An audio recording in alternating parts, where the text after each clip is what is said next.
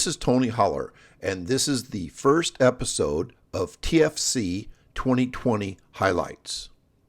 In this episode, myself, Chris Korfist, and Jonas Dodoo from England will share clips of their presentations that they made at that consortium. There's also 3 clips from Zoom podcasts. We had 20 presentations by 20 presenters and 20 Zoom podcasts. So we look forward to sharing those highlights with you in upcoming episodes. I'm a numbers guy, and this is interesting. I think a lot of coaches struggle with this. If you run a 10-meter fly,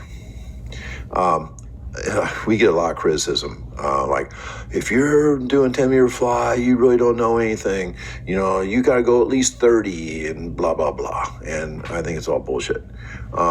If you can run 1 second the 10-meter fly, you should be able to run 3 in the 30-meter fly. And through my experience, this is what happens. I mean, my 1 flat guys run 1 flat in the 30.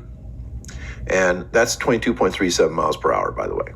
And that's going to be kind of the common thread through all this talk. So bear with me here. So if you're 3 flat in the 30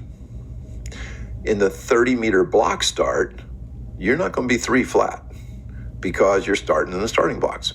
So what is the average cost of that starting at 0 velocity?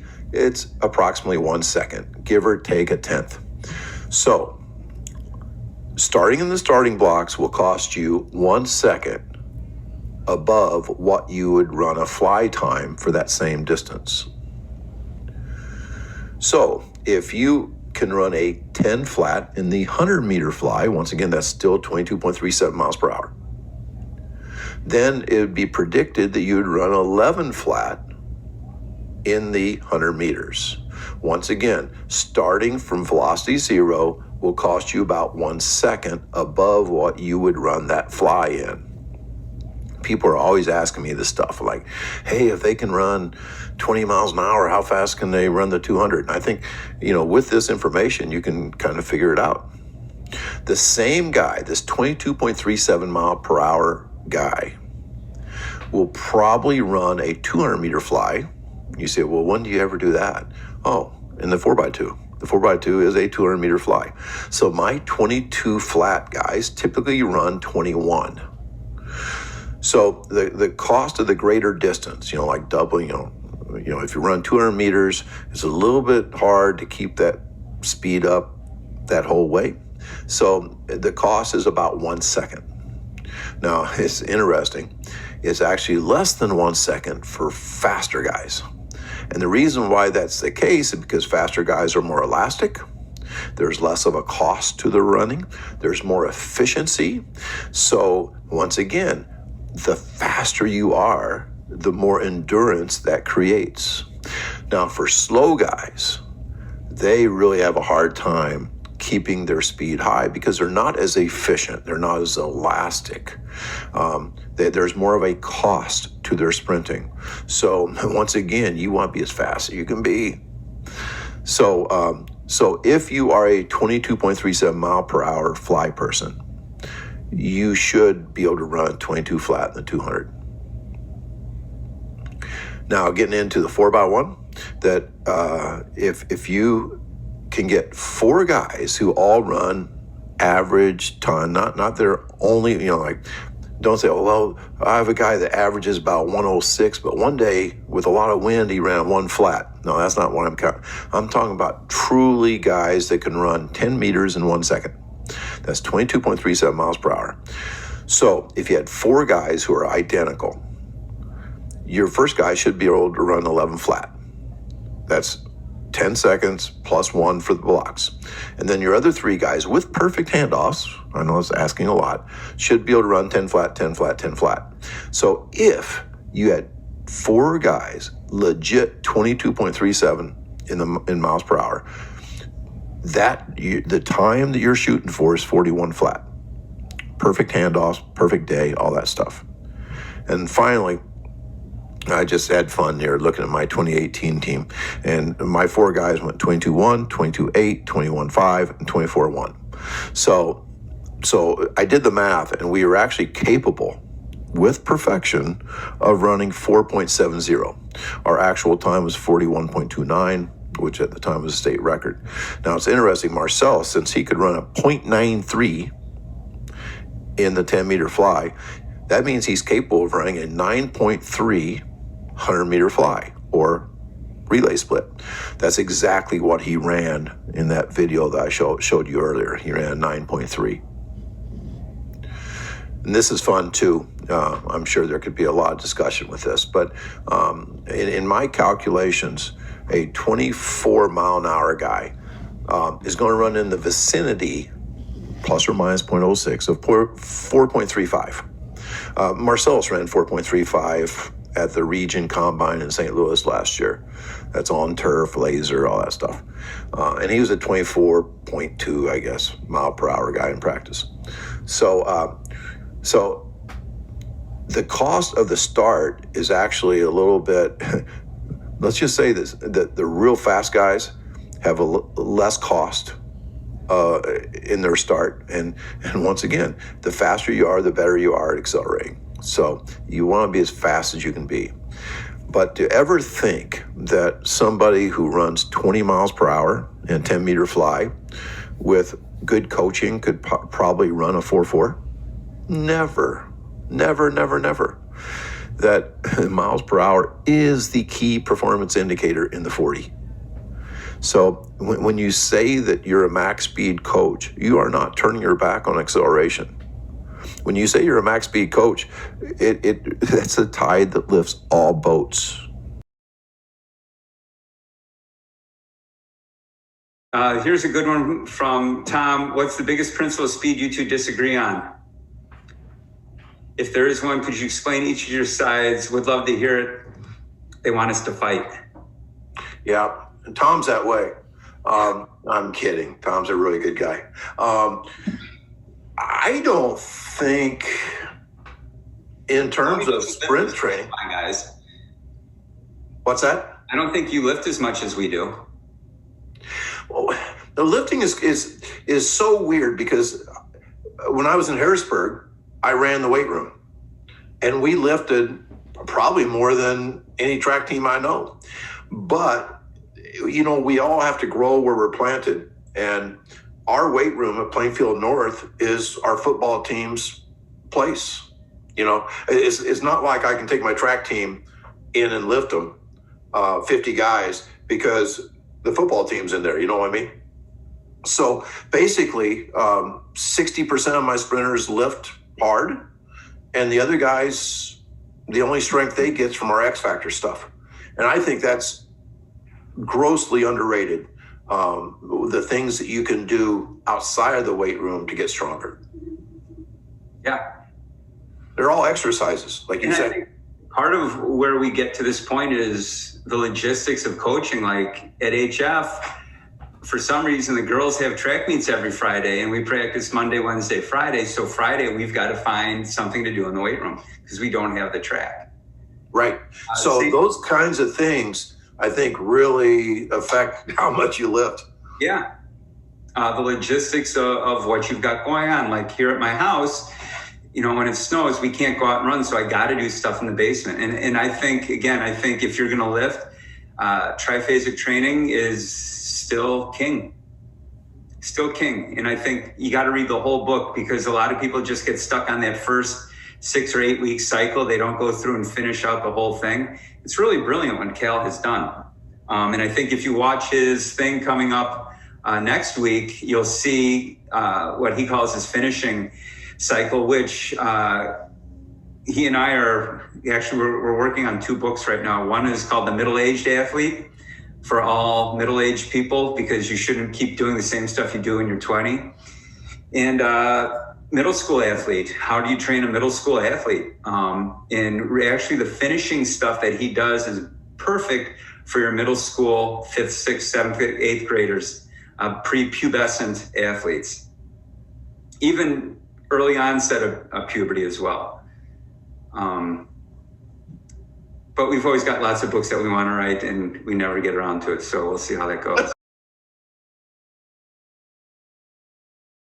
Going to get, and that again, that's Ken Clark's paper. And I think the faster that leg comes down, the more ankle and forefoot rock you're going to get just by the velocity coming through, which is what it's supposed to do.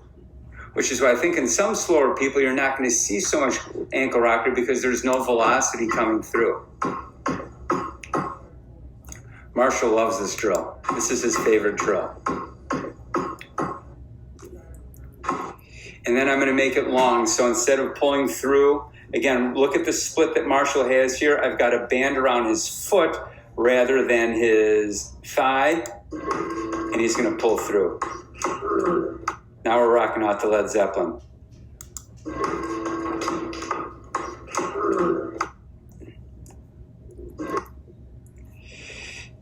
And now when we have that strength and that knowledge of how to move through there, then we're going to try and overspeed it. And here's Marshall in a stretch, so he's a wide position. Again, Ken's paper talks about how fast you can reverse the thigh at its peak. And we're going to do that on a mini trampoline. I think someone on social media said he's stomping on bugs. Maybe. Ready? Come race Marshall down. And we'll see how many bugs he stomps on. So to change the drill a little bit or change what we're going on, I'm going to call these drills Marshalls. And I call them Marshalls because before I even looked into this, Marshall would do this standing around waiting in line for fly 10s. He would pop up and do these jumps. And again, we're looking at the split that he has, and we're trying to increase that. And so I started calling these Marshalls. And so these became a staple of what we did this summer. And that's really basic, but you will find a lot of athletes can't do it. When we had our 20 practices with the Home at Flossmoor team this fall, we got together as a group and we saw people that just plain couldn't do it, but yet we're expecting them to sprint fast. So we'll do an assisted one so you can get more height and really focus on that. And we're going to go off one leg, so it's more like a sprint. Everyone loves French contrast for some reason. I think it's just the name. But here we are, French contrasting Marshall. You see Ugo struggling. And then here is the king. One of the king exercises. We call these banded Marshalls. So what we're looking at again is how fast can you bring that leg down to the ground? Green rubber band's fairly heavy. Marshall's going to go into a Marshall and bring that leg back down.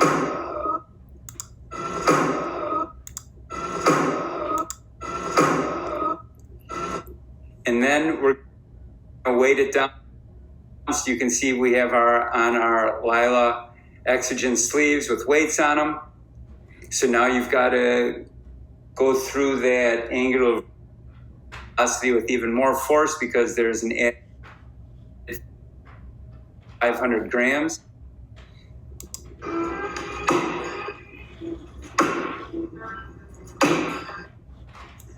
Let me go back here.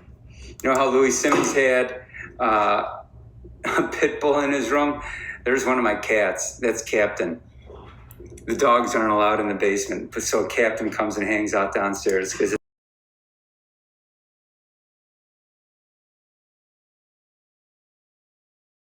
And then I've been working with this company called Plantasia. I think that's how you say it. They're a Vancouver company. And they have, and this is going to be my next TFC talk. You say it's Plantasia with a P? Let me get the PLAN.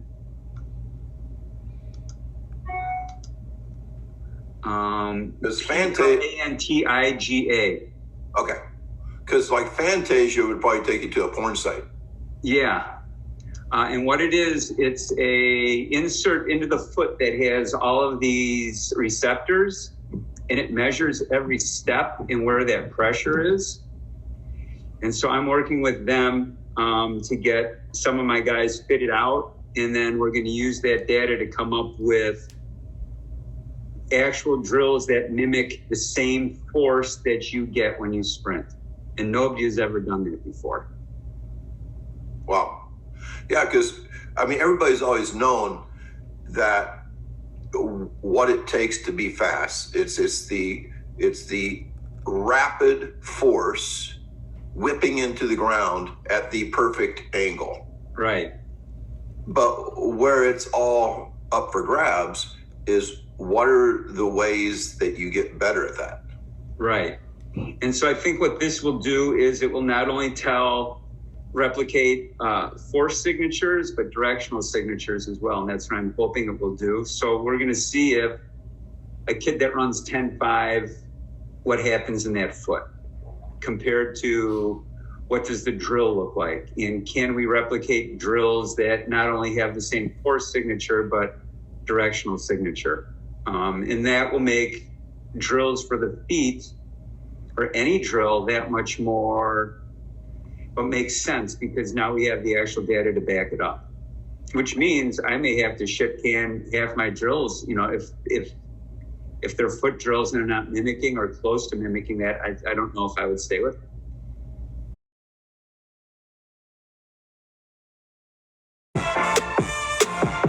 Speed is for everyone. People say that you may not be Usain Bolt, you may not be a sub-10 runner, so you may not get really fast, but you can definitely get faster.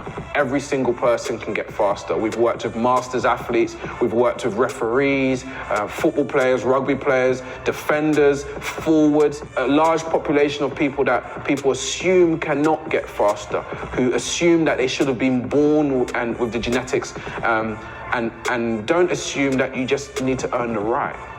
Everyone can get faster. You just have to earn the right to run faster by becoming a student of your sport, by having the physical underpinnings necessary, by having the technical understanding and recovering well. These things are really, really simple. These things are not only for elite coaches or elite athletes, these things for everybody. It's just, I think, the industry have made it complicated. It may be complex, but it doesn't have to be complicated. You just have to figure out the simple solutions to get into your destination.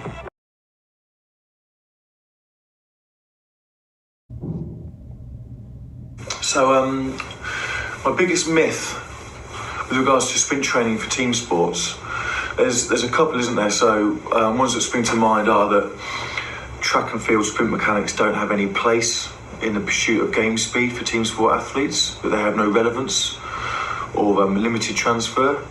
Another one I hear a lot might be that popular, special, magical running drills or silver bullet strength exercises now in the gym that look like the task at hand but aren't, that somehow they compensate for a lack of speed in your team sport program. But I think the biggest one for me, the biggest one that I see commonly, and I think it's got a myriad of excuses that lay behind it, is that you don't need to train speed directly in order to be prepared for your sport, especially in sports that require speed. I think that's down to a variety of reasons and beliefs, such that it's too risky, the cost benefit isn't warranted. Maybe head coach pressure to not do something which is perceived to be dangerous in your speed program, or simply the belief that there aren't enough moments in the game that require top speed to warrant training for it directly. Whereas the reality is, in my sport, rugby, especially in the backs and the players that play on the edge, being fast is a prerequisite for your sport. The game is so athletically demanding, especially at the international level, that you really can't afford not to train for speed, because when looking at best case scenarios, average case scenarios, they are the matchmaking moments. That's where the money's earned, and they often win games. And when you string a series of those events together, they can very much be the difference between a successful team and not, especially when you compensate for all of the other areas of the game, which are very multifactorial. But in essence, I think if we concentrate on better actions versus more actions, then I think speed becomes a paramount priority.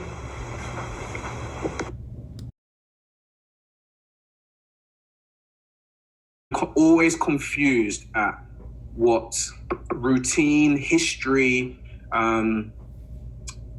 what tradition does to sport in general, but specifically to athletics, to how we organize things, to how we train things, and how we push away things that are different. Feed the cats, sprint year round. We don't want any of that stuff. We are Brits. It's cold outside and we're gonna run outside and we're gonna do interval work and we're just gonna do aerobic work because that's how it's always been done. My great-grandfather done it that way, so that's how we will do it.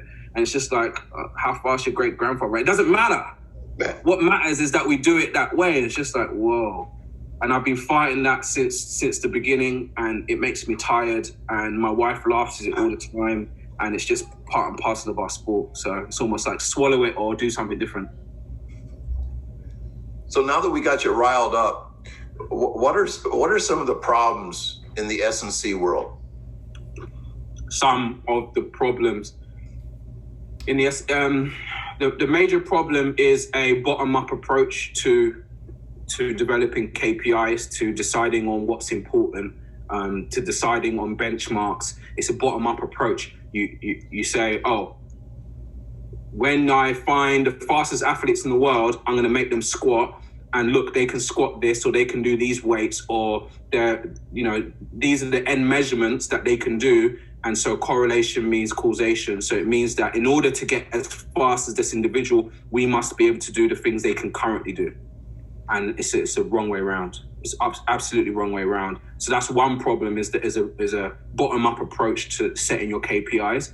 Another problem would be that we like to do things that we can measure, right? So we feel confident when we can measure it.